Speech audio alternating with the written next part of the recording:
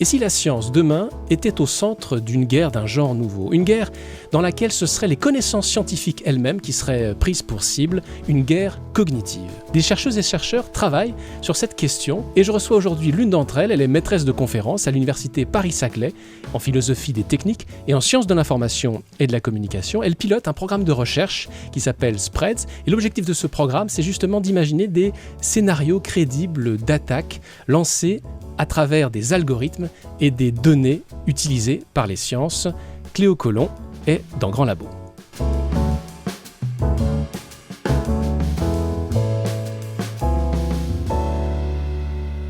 Cléo Colomb, bonjour. Bonjour. Alors comment est-ce qu'on définit une guerre cognitive ? C'est quoi une guerre cognitive ? Alors, c'est donc une guerre qui place les cerveaux humains au cœur des conflits. Alors, il y en a plusieurs sortes, mais celle qui m'intéresse plus particulièrement, c'est la guerre qui va essayer d'attaquer la connaissance. Donc souvent on connaît mieux le concept peut-être de guerre de l'information. C'est deux choses différentes ?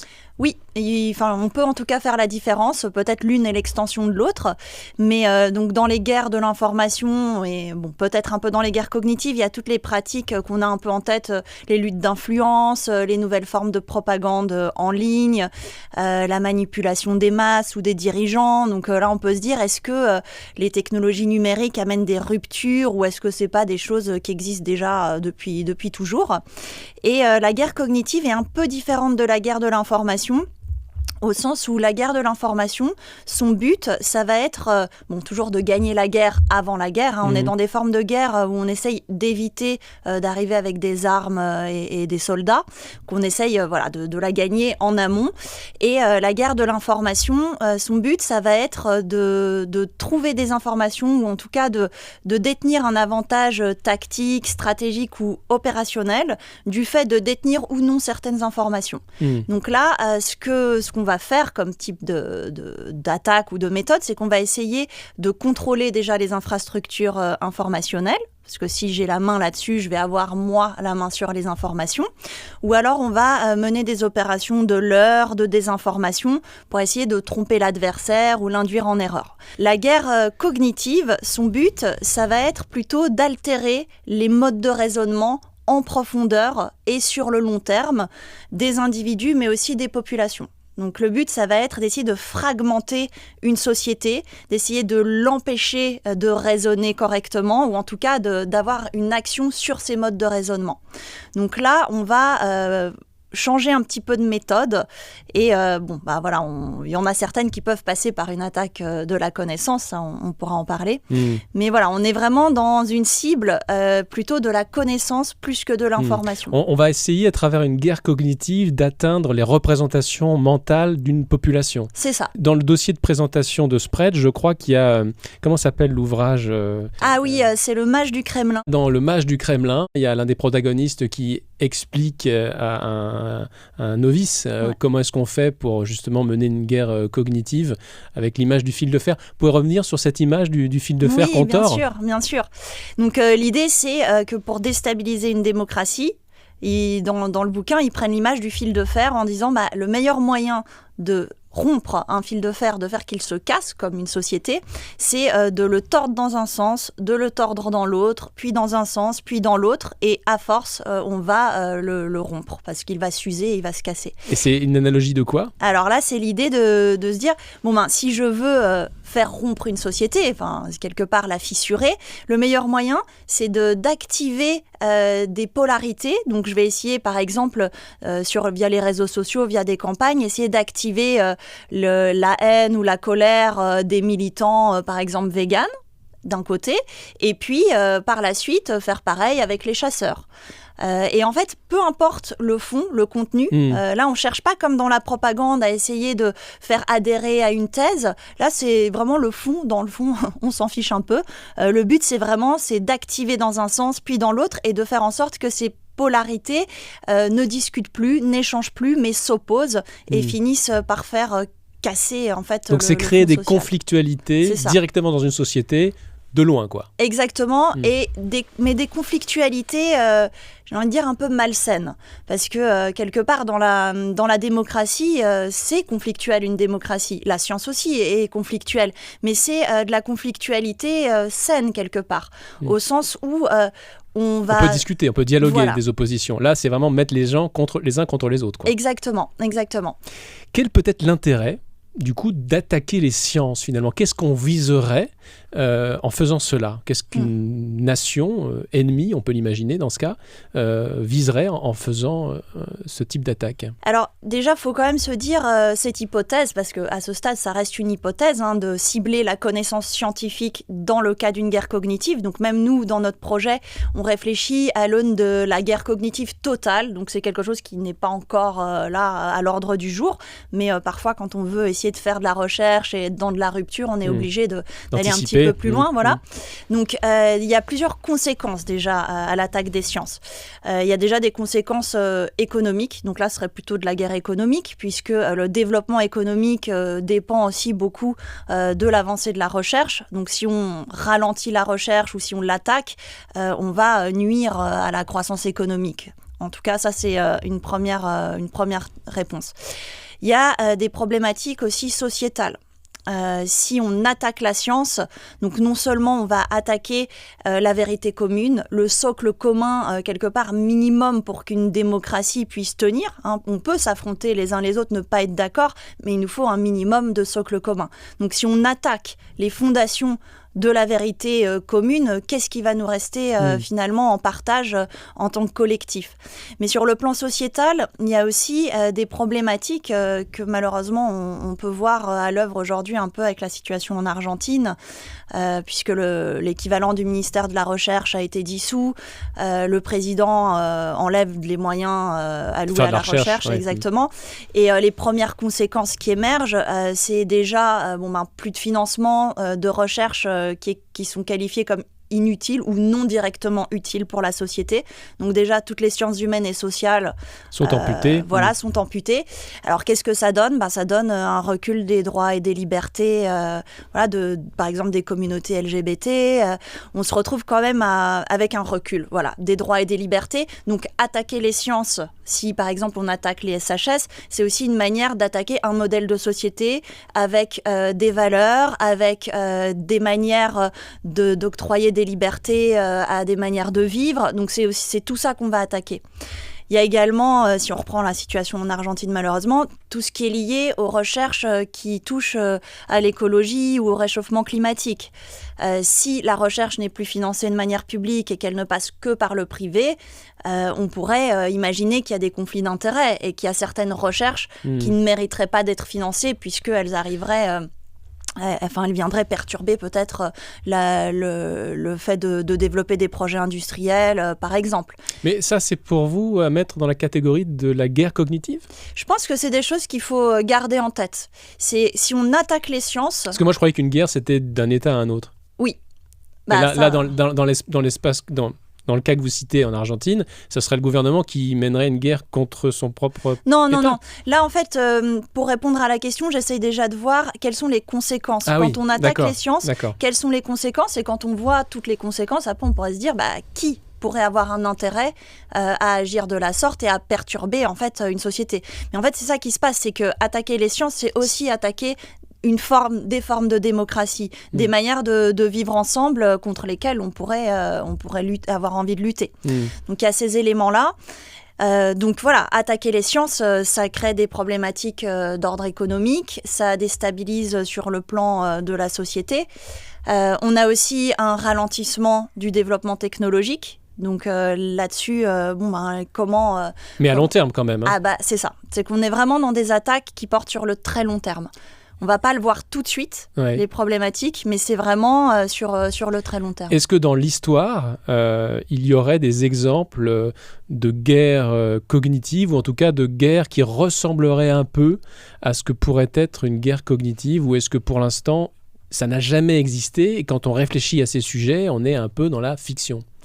Alors, les guerres cognitives, c'est un concept qui n'est pas nouveau, hein. C'est apparu aux alentours des années 90. En France, il y a eu un vrai effort de définition dans le début des années 2000. Donc, ce n'est pas nouveau, mais c'est réactivé aujourd'hui par un effet de mode, mais aussi parce que les situations l'appellent. Là, si on voit les guerres, guerre en Ukraine, guerre Israël-Palestine, on est quand même dans des guerres de l'information, mais aussi des guerres cognitives, parce que là, on essaye d'atteindre les visions du monde, on essaye d'atteindre les modes de pensée, les valeurs, on essaye de passer par les affects, et c'est pour ça que les guerres cognitives se retrouvent à l'ordre du jour. Maintenant, l'hypothèse d'une guerre cognitive qui prendrait pour cible la connaissance scientifique, ou la connaissance et la production scientifique, ça à ma connaissance, ça n'a jamais eu lieu. Maintenant, on essaye de le prendre au sérieux parce qu'on pense que les conséquences seraient vraiment dramatiques. En quoi est-ce que vous diriez que l'usage maintenant généralisé dans les sciences des données, des algorithmes, a transformé la guerre cognitive d'hypothèses de science-fiction, d'hypothèses purement fictives à vrai questionnement à se poser et à avoir? Alors, il y a plusieurs choses. Il y a déjà qu'aujourd'hui, donc on est dans des démarches d'open science où on partage bien sûr la connaissance, mais on partage aussi nos données. Hein. Donc ce qui se passe, c'est que bien souvent aujourd'hui, le chercheur qui analyse des données, c'est pas toujours le même chercheur que celui qui les a produites, les données. Donc le chercheur hérite de données produites dans d'autres contextes, par d'autres personnes qui sont souvent mises à disposition sur des grands clouds. Donc ça pose déjà certaines questions. De quoi j'hérite quand j'hérite d'un set de données ? Est-ce que je suis certain de ce qu'il y a à l'intérieur ? Donc il y a déjà ces questions-là. Ensuite, il y a l'usage des outils, donc que ce soit les logiciels ou des IA qui sont utilisés dans les sciences. Les logiciels, ça, tout le monde peut l'avoir un peu en tête, hein. Par exemple, dans les universités, on utilise la suite Office. Alors, c'est pas demain que Microsoft, je pense, va... Non, pas demain. J'ai eu Bill hier, il m'a dit non, c'est Mathieu, je suis pas sûr qu'on ouvre le code de Microsoft tout de suite. Mais bon, en tout cas, on est dépendant. Clairement de ces suites-là, des espaces de stockage aussi. Donc là, voilà, où est la souveraineté sur les données de la recherche, sur les instruments de la recherche. Souvent, les grands instruments sont aussi soumis à des propriétés industrielles, donc on ne sait pas exactement les technos, c'est un peu des boîtes noires, même si on comprend en gros le fonctionnement. Bon, là aussi, on dépend de choses plus ou moins opaques. Et sur les IA également. Là, je discutais avec des chercheurs de l'Institut Pasteur et en biologie structurale, ils utilisent des IA qui appartiennent en fait à Alphabet, enfin à Google. Donc c'est tout AlphaFold. Et ça pose quand même des questions. Au sens où ils n'ont pas la main, in fine, sur la façon dont fonctionne l'IA, quoi. Exactement. Et puis, d'où Google ou Meta, hein, parce qu'ils font ça aussi, s'intéressent à des IA qui équipent en fait les sciences du monde entier, quoi, ou en tout cas la science occidentale. Et même si en interne, on aimerait, d'ailleurs on le fait, développer des petits réseaux de neurones pour pas dépendre des grosses IA de ces entreprises privées, reste la question des serveurs qui permettent d'héberger les données d'entraînement de nos réseaux de neurones. Et là aussi, ça demande de telle puissance qu'on est obligé de reposer sur des acteurs privés. Donc là, en fait, on crée des chaînes de dépendance dans la science, qui sont normales et tout se passe bien tant qu'on est dans un contexte de paix ou de guerre qui ne serait qu'économique, disons-le comme ça, mais en tout cas si on est avec des plus ou moins alliés, pas de problème. Mais le jour où ça change, qu'est-ce qui se passe ? Qu'est-ce qui se passe, effectivement. Qu'est-ce qui se passe ? Vous diriez que la technologisation de la science, c'est une manière pour la science de réaliser des progrès, mais c'est aussi une manière pour la science de s'exposer à des risques de guerre cognitive. C'est exactement ça. C'est exactement ça, avec certaines difficultés, c'est que beaucoup de ces technologies dont je parle, c'est des technologies informatiques, et qui dit informatique dit sécurité, cybersécurité, et la démarche je dirais la culture de la sécurité informatique, quelque part, elle est à l'exact opposé de la culture scientifique.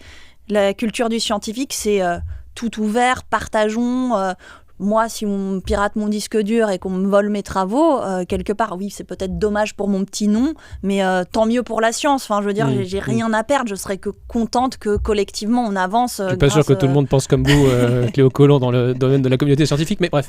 Mais ok, voilà, je comprends l'idée. C'est un peu ça l'idée. Et donc si là, on a un petit peu un choc des cultures, quoi, avec la culture de la sécurité informatique où il faut être un peu paranoïaque, toujours se demander comment on va être attaqué, volé, et comment on sécurise. Et de l'autre côté, la culture scientifique où on est plutôt sur de l'ouverture, du partage. Mais justement, c'est conciliable ça, l'ouverture et la protection. Comment continuer à faire de la science dans un univers de suspicion? Voilà, je pense que ça va être un des scénarios. Un des sujets envisagés. Exactement. Ce programme-là, comment vous allez le faire avancer? Déjà, quelles disciplines sont convoquées? Est-ce que c'est que des philosophes des sciences, par exemple? Alors non, on est donc un collectif de 3 partenaires. Donc il y a l'Université Paris-Saclay à laquelle j'appartiens, et donc là effectivement je viens de la philosophie des techniques et des sciences de l'information et de la communication. On a l'Institut Pasteur qui est avec nous, avec mon collègue François Bontemps et ma collègue Fanny Mamboise qui eux sont des biologistes. Et on a l'INSTN du CEA, donc c'est l'Institut des sciences et des techniques du nucléaire au CEA, où là on a Vincent Bontemps qui est philosophe des techniques, donc on retrouve la philo, et Vincent Mignet qui est astrophysicien et qui est spécialisé dans la gestion des connaissances. Donc on a plusieurs disciplines réunies. Comment vous allez avancer? Comment vous allez vous y prendre pour créer ces scénarios crédibles d'attaque contre les sciences? Alors, ce qu'on fait, c'est qu'on va pratiquer, nous, le design fiction ou le design spéculatif. Donc, c'est une méthode qui consiste à créer des scénarios qui nous permettent d'imaginer ou de se projeter dans un avenir plus ou moins proche et essayer d'en analyser les conséquences. Donc, pour faire ça, on va procéder avec deux groupes, 2 sous-groupes. On prend un groupe d'experts. Donc, c'est une méthode très proche de ce qu'on appelle la méthode CK pour Concept Knowledge. Donc, il y a vraiment le groupe Knowledge, donc connaissance, expertise réelle, on va dire ça comme ça. Et de l'autre côté, le groupe Concept, en fait, c'est les créatifs. Donc, on va vraiment partir du terrain et d'une expertise qui vient des scientifiques sur les éventuelles fragilités de la science aujourd'hui. Je peux peut-être y revenir tout à l'heure, comment on collecte cette expertise, mais il y a vraiment des experts qui partent de ça. Et à côté, on va travailler aussi avec des créatifs, c'est-à-dire des autrices, des auteurs, des illustrateurs, illustratrices, qui vont, eux, essayer d'imaginer, ils vont essayer d'amplifier quelque part l'expertise, la connaissance. Donc vous partez de pas n'importe quoi, vous partez d'un vrai vécu et de questionnement qui traverse la communauté scientifique, et vous sollicitez des créatifs, comme vous dites, des auteurs, des autrices, pour monter un peu tout ça en mayonnaise et voir ce que ça pourrait donner pour être capable d'imaginer ce qui est aujourd'hui impossible à imaginer, quoi. Exactement. Et puis après, il y a un retour, un échange vraiment toujours avec ces 2 groupes, expertise et créatifs, pour produire des scénarios auxquels tout le monde participe, là, pour le coup. Alors, sur la première partie de ce que vous venez de nous expliquer, comment vous faites pour nourrir votre réflexion? Il y a des entretiens, je crois, qui sont menés à l'Institut Pasteur? Exactement. On s'est dit qu'aller collecter la parole des principaux concernés, c'est-à-dire les chercheurs et chercheuses, ou même simplement les gens qui travaillent dans un grand institut comme l'Institut Pasteur, c'était intéressant. Donc là, on fait effectivement des entretiens. On discute avec les concernés et concernées. Vous leur posez quelles questions? Alors, on leur demande de se présenter, enfin c'est anonymisé, mais qu'est-ce qu'ils font comme tâche à l'Institut Pasteur. Et puis après, on leur demande, par exemple, qu'est-ce qu'ils pensent de la science. Est-ce que quand ils sont arrivés dans le métier, si ça date, et aujourd'hui, est-ce qu'il y a eu des changements selon eux, si oui, lesquels? Très souvent, il y en a. Ils ont constaté des changements, donc on essaye de leur faire parler de ces évolutions. Ensuite, on leur demande comment ils vivent vraiment ces changements. Et puis, petit à petit, on leur expose aussi notre hypothèse et on leur demande de se positionner. Est-ce que pour eux, prendre pour cible la connaissance dans un contexte de guerre cognitive totale, ça a du sens? Ou est-ce qu'au contraire, ils estiment que c'est une hypothèse complètement farfelue? Quel type de dysfonctionnement ou quel type de doute, d'inquiétude sur leur propre pratique les chercheuses et chercheurs que vous avez interviewés vous ont partagé? Qu'est-ce qu'ils vous ont dit qui pourrait nourrir la réflexion des créatifs que vous allez mobiliser ensuite? Alors là, je vais vraiment, c'est l'avant-première parce que c'est tout récent finalement. C'est tout récent, exactement. On n'a même pas terminé les entretiens. On est vraiment dedans. Je les ai pas encore retranscrits. Donc là, c'est de la mémoire auditive des entretiens. Alors, quelques pistes. Mais ouais, quelques pistes très intéressantes. Alors, qu'est-ce qu'on a ? Alors, on a déjà l'inflation de la littérature scientifique qui revient très souvent. C'est-à-dire qu'aujourd'hui, il y a énormément d'articles qui sont publiés. C'est extrêmement difficile de parvenir à faire une veille. C'est même plus possible en fait. Et voilà. Donc ça c'est un motif de crainte pour eux. C'est un motif de crainte, d'autant qu'il y a de plus en plus d'outils mis à disposition des chercheuses et des chercheurs pour réaliser cette veille et ces états de l'art. Et c'est des outils de type IA. Donc, ça veut dire que si on se replace dans un cadre de guerre cognitive, on peut imaginer qu'en utilisant ou en détournant ces logiciels d'intelligence artificielle qui sont censés faire de la veille, on pourrait proposer de la veille biaisée à des chercheurs qui comptent sur elle pour savoir ce qui se passe dans leur propre discipline. C'est bien, vous avez commencé à avoir l'esprit aussi mal tourné que nous, c'est exactement ça. Non mais je vous écoute quoi. C'est exactement ça. C'est exactement ça et on se dit, voilà, effectivement, on a des chercheurs qui aujourd'hui coécrivent souvent avec des IA ou plutôt des LLM pour LLM des large language model, exactement. Ouais. Bah, en gros, c'est les chats GPT et compagnie. Donc on se retrouve avec des scientifiques qui coécrivent des articles avec des IA pour des lecteurs qui sont d'abord des IA qui vont pré-synthétiser de la littérature pour ensuite, en bout de chaîne, un être humain. Donc on se retrouve dans un espèce de magma qui résout pas du tout le problème parce que les outils mis à disposition des chercheuses et des chercheurs pour prédigérer la littérature scientifique, quand on va sur leur page d'accueil, ils disent bien parcourons la littérature scientifique à une vitesse supra-humaine. Ah, mon Donc Dieu. dans le fond, en fait, en croyant résoudre le problème, on est juste en train de créer une bulle où on va aller encore plus loin. Donc oui, il y a ces problématiques en plus d'infection des bases de données, hein, comme toujours quand on est avec des IA. Il y a plusieurs problèmes, mais un des premiers, c'est les données d'apprentissage. Sur quoi elle travaille, bien sûr, sur quelles données d'apprentissage elle fonctionne. Je vous propose, parce que le temps passe vite, qu'on passe à la deuxième partie du programme Spread. C'est-à-dire que là, on a donné quelques exemples de la façon dont vous allez documenter, nourrir la réflexion autour de ces scénarios crédibles d'attaques menées dans le cadre d'une guerre cognitive. Cléo Colomb, comment vous allez faire travailler les autrices et auteurs de science-fiction, pour le dire vite? Qu'est-ce que vous allez leur demander? À quelle étape du programme ils vont être connectés aux livrables que vous aurez produits dans le cadre des entretiens? Comment ça va se passer? Alors, quand j'aurai terminé les entretiens à l'Institut Pasteur et que je les aurai retranscrits, je vais en chercher quelques lignes de force qui seraient des cas, des scénarios possibles d'attaque de la science, les soumettre aux créatifs. Et là, les créatifs, ensuite, ils vont travailler dans leur coin à essayer de faire des histoires à partir de là. Vous allez leur demander d'imaginer des récits, des nouvelles de science-fiction. Quelle forme ça peut prendre? Oui, alors des nouvelles. Des briefs, c'est ça. Bah, après, ça, ils vont être assez libres. Hein. Il faut qu'il y ait une histoire. Donc après que l'histoire se raconte avec des mots ou sous forme de storyboard ou de BD ou de petites nouvelles. Oui, c'est très ouvert. Ouais, c'est très ouvert. Là, pour le coup, c'est eux qui sont les spécialistes et j'ai envie aussi qu'ils aient envie de le faire et qu'ils soient à l'aise dans leur manière de s'exprimer. Et une fois qu'ils auront préparé ces histoires, ils reviendront vers nous, entre guillemets, les experts, et on pourra travailler ensemble. Et là, on va faire vraiment autour d'une table des séances d'écriture. Collective, voilà.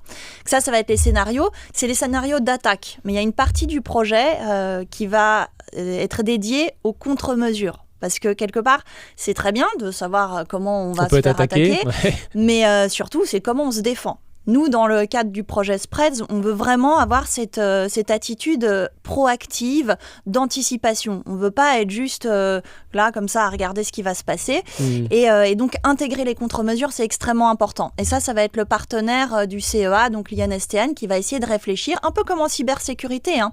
Par exemple, si on veut entraîner des IA, on va lui donner à un moment des mauvaises données, des données un peu infectées, pour que l'IA arrive à se dire « Ah oui, non, qu'elle soit immunisée contre ça. » Et en fait, en intégrant l'attaque, quelque part, les outils qu'on développe deviennent toujours meilleurs. Donc nous, on veut faire ça avec les scénarios. Oui, il va y avoir de l'attaque, mais comment on s'en défend. Et en intégrant ces contre-mesures, on pense parvenir à des scénarios de meilleure qualité. Je crois que vous êtes vous-même amatrice de science-fiction. Il y a un roman qui s'appelle Le problème à 3 corps, un roman chinois qui maintenant fait l'objet d'une adaptation sur une plateforme de streaming dont je tairai le nom, car elle n'est pas encore un sponsor de cette émission. Donc ce problème à 3 corps, il est très inspirant, ce roman. Expliquez-nous pourquoi finalement ça a été l'une des œuvres qui vous ont conduit à imaginer Spreads. Ah bien sûr, oui. Alors le livre de Liu Cixin, c'est vraiment la base du projet. Hein. Ah oui. C'est mon collègue Vincent Bontemps qui m'a dit tu dois absolument lire ça et tout de suite on a eu des étoiles dans les yeux et on a monté ce projet. C'est vraiment l'inspiration. On peut repitcher le livre? Oui, bien sûr. Donc on est dans de la SF chinoise, SF extraterrestre. Hein. Donc il y a des extraterrestres qui vont envahir la Terre. Jusque-là, il n'y a aucun spoil hein, parce que c'est quand même c'est prévu dès les premières lignes, c'est annoncé. C'est ça, c'est de base. Et je dis pas pourquoi, mais en tout cas, ils vont venir sur Terre et les humains ont 400 ans pour se préparer à la venue de ces extraterrestres, les trisolariens. Et pour se préparer, les humains ont envie de faire avancer leur science, etc. Mais le problème, c'est que les trisolariens sont malins. Ils attaquent les scientifiques, donc il fait pas bon être physicien hein, dans le problème à 3 corps. Donc il y en a plein qui se suicident ou qui arrêtent leur recherche. Donc ils attaquent les êtres humains qui font la science, mais aussi la science. C'est-à-dire qu'ils ont ce qu'ils appellent des intellectrons, des genres de micro-ordinateurs invisibles qui font 2 choses. D'abord, qui espionnent tout ce que font les humains et ensuite qui perturbent les données scientifiques partout en même temps dans le monde. Donc, il n'y a plus aucun instrument de mesure qui donne des données auxquelles on arrive à donner sens. Et donc, les êtres humains n'arrivent plus à faire avancer leurs recherches, donc n'arrivent plus à aller dans les technologies quantiques qui seraient nécessaires de développer pour se battre contre les trisolariens, et ils sont complètement paralysés. Et c'est là où j'adore ce bouquin. C'est déjà parce que la science est vraiment mise au cœur de l'histoire. Et c'est vrai que quand on sort de contextes type Covid ou de l'Argentine dont on a parlé tout à l'heure, en fait, avoir un récit qui nous place la science vraiment au cœur des enjeux de société, ça fait vraiment beaucoup de bien. Et ensuite, ce que j'ai trouvé très inspirant, c'est que les humains vont pas se laisser faire et ils vont mettre au point une des mission. contre-mesures, justement. Voilà, oui. Exactement, une mission de contre-mesure qui passe par la tromperie. Parce que les humains sont meilleurs que les trisolariens sur ce point. C'est que, premièrement, les humains sont capables de raconter des histoires et ils sont également capables de mentir, ce dont ne sont pas capables les extraterrestres. Bon, donc en tout cas, ça vous a donné des idées pour imaginer un programme de recherche. C'est intéressant, c'est peut-être pas si unique que ça, mais j'ai pas le souvenir d'avoir vu beaucoup de programmes de recherche s'inspirer de science-fiction. Est-ce qu'on vous a fait, sinon part d'un reproche, du moins d'une forme de questionnement? Est-ce que vous avez discuté avec vos pairs de votre démarche, et est-ce que certains d'entre eux se sont dit un peu étonnés, voire surpris qu'on puisse comme ça partir de romans de science-fiction pour nourrir un programme de recherche? Alors oui, c'est sûr que ça peut perturber, voire on peut être qualifié de recherche pas sérieuse parce que on passe par de la fiction, on est inspiré par de la fiction. Mais ça, je dirais, c'est des commentaires un peu râlés pâquerettes. Et dans un sens, le fait qu'il s'agisse de guerre, ça permet un petit peu de contrebalancer les faits fiction, histoire, pas sérieux. Donc ça, c'est une première chose. Donc voilà, ça aide. Et l'autre chose, c'est que quand même la SF et la fiction, dans toute une communauté de chercheurs, enfin auprès de toute une communauté de chercheurs, ça a quand même son efficace, ses lettres de noblesse. On sait quand même aujourd'hui que la SF... sous couvert de mondes parallèles, etc. C'est un outil extrêmement puissant d'exploration du réel. Et ça, je pense que n'importe quel scientifique peut s'en rendre compte. Alors, donc Spreads est un programme original, mais il n'y a pas que Spreads qui fait ce type de démarche, qui a ce type de démarche. En 2019, l'initiative Red Team, lancée par l'Agence de l'innovation de défense, l'état-major des armées et la direction générale de l'armement, faisait aussi appel à la science-fiction pour imaginer de futurs conflits possibles. Alors, en quoi l'approche de Spreads ressemble-t-elle et se distingue-t-elle de la Red Team ? Oui. Alors la Red Team, on adore ce qu'ils font. Franchement, ils ont vraiment bien mélangé SF et problématiques de défense, ce qui est aussi notre cas. Donc je dirais on fait partie de la même famille de travaux. Moi, je les trouve extrêmement inspirants. J'adore ce qu'ils font et c'est pour moi un but d'arriver à produire le même genre de scénario. En tout cas, c'est la même démarche. Ce qui nous distingue, je dirais que c'est l'intégration des contre-mesures. Réellement, dans les guerres, ces guerres qui nous attendent, donc les ouvrages de la Red Team, il y a des scénarios d'attaque. Peut-être que sur les contre-mesures, ils ont moins développé ces aspects-là. Et nous, on y tient énormément. Donc c'est peut-être pour pas laisser le décideur en face pantois avec que des problèmes et pas de piste de solution. Voilà, déjà, et aussi parce qu'on pense que, comme en cybersécurité, quand on intègre les contre-mesures, en fait, on produit des meilleurs outils, des meilleures technologies, et donc on pense aussi des meilleurs scénarios. Quel livrable? Alors on se projette à 3 ans là, ça y est, le programme s'achève. 3 ans c'est court, cela dit. Vous avez un timing, un chrono qui va vite. Quel livrable envisagez-vous de produire à l'issue de ce programme de recherche et à quelles conditions le programme Spread sera pour vous un succès? Oui, alors sur les livrables, déjà il faut que je remercie l'AID, donc l'agence d'innovation et de défense qui finance ce projet.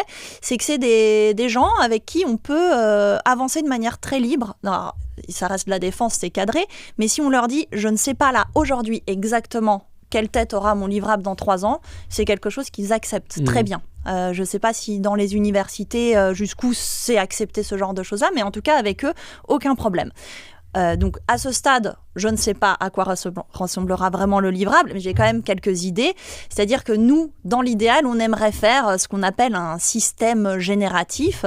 Donc on voit que c'est assez flou pour nous permettre une marge de liberté. Mais l'idée, ce serait qu'à partir des scénarios produits dans les premières tâches, qu'on puisse créer un genre de jeu. Ça, ce serait vraiment ce qu'on aimerait. Un jeu stratégique où on serait dans un cas de guerre cognitive totale, mais on aimerait aussi qu'il soit génératif, ce jeu, c'est-à-dire qu'il intègre le hasard. Et en fonction des actions qu'on poserait, un scénario se débloquerait ou un autre. D'accord. Et en fait, on avancerait un peu comme ça. Un peu comme les livres dont vous êtes le héros, où on va à la page. Voilà. Je ne sais pas si c'est encore beaucoup à la mode, mais moi j'ai beaucoup joué aux livres dont vous êtes le héros. Donc on aimerait bien ça, peut-être quand même avec du numérique et peut-être faire une IA infectée c'est un peu notre projet. Ah ouais. Qu'on joue réellement avec des problématiques liées à l'infection de bases de données qui nous donne des mauvais résultats, qui nous met sur des fausses pistes. Donc voilà, à l'issue de ça, il y aurait des scénarios et un jeu ou un dispositif génératif fictionnel, comme on l'appelle. Et sur les critères de réussite ou d'échec, alors pour moi, la réussite, ce serait plusieurs choses. Ce serait d'abord, comme a fait la Red Team, c'est-à-dire faire des publications qui intéressent le grand public, qui soient là pour ouvrir les imaginaires, pas seulement des écoles de stratégie ou de la défense, mais aussi du grand public, parce que sur les guerres cognitives, on est tous concernés. Et je pense que c'est très important. Qu'on fasse aussi, bien sûr, des publications scientifiques qui aient du sens pour la communauté des chercheurs. Pourquoi pas des scénarios qui seraient tellement intéressants d'un point de vue défense que la défense le garderait secret. Donc moi, s'il y a les deux, je pense qu'on réussirait quelque chose. On est quand même financé par la défense, c'est de la recherche duale. Donc faut qu'il y ait du grand public, faut qu'il y ait des chercheurs, faut qu'il y ait de l'intérêt aussi défense. Ça, c'est une première chose. Et l'autre réussite, ce serait si on arrive à en fait poser un diagnostic sur la science aujourd'hui. Comment elle se pratique, où sont ses potentielles dérives, ces failles qui justement permettent exactement, ces attaques. La façon, ça peut être des failles organisationnelles, ça peut être toute l'économie de la connaissance, ça peut être la rapidité, ça peut être la pression aux publications, ça peut être l'usage de certaines technos, mais en tout cas qu'on mette ça sur la table. La science aujourd'hui, elle est solide, mais elle est aussi fragilisée. Et il faudrait que collectivement, on en prenne conscience parce que c'est un bien commun et savoir comment est-ce qu'on veut défendre notre science, par quoi ça pourrait passer. Et en même temps, pourquoi pas faire aussi un peu de la critique des outils qu'on utilise. Alors moi, j'adore la SF, j'adore les technologies émergentes, c'est vraiment, je me passionne pour ça, mais c'est important aussi d'avoir un regard, d'en connaître les limites et passer par la fiction, essayer de regarder comment elles sont utilisées au sein moi, de ce que je pratique, c'est-à-dire la science. Je pense que c'est aussi une bonne manière de réfléchir collectivement à la direction que nos sociétés prennent quand on a recours aux algorithmes, aux IA et aux bases de données massives dans les sciences. Merci beaucoup Cléo Colomb et belle continuation à vous. Merci beaucoup.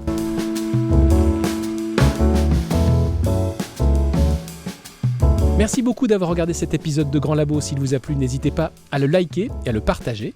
Vous pouvez aussi vous abonner à la newsletter bimensuelle gratuite. Je vous mets le lien dans la description sous la vidéo. Merci pour votre soutien et à très bientôt.